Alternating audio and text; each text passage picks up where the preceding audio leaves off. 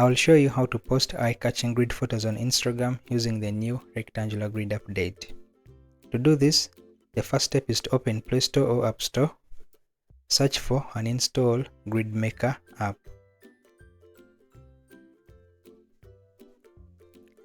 After that, open Instagram and ensure that you're logged into the correct account.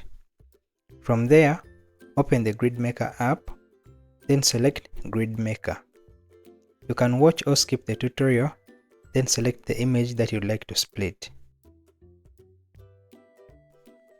Next, select the rectangular ratio to match the new grid, then choose the number of grids based on the size of your image.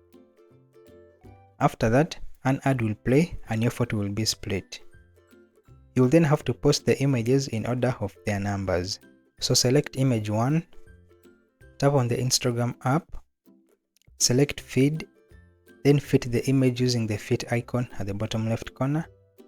Then go ahead and add a caption if you need to, and then you can post the image, but ensure that it has been fully uploaded. After that, select image 2 and then repeat the same procedure. So you're going to do this for all the images, but always remember to fit each image before posting.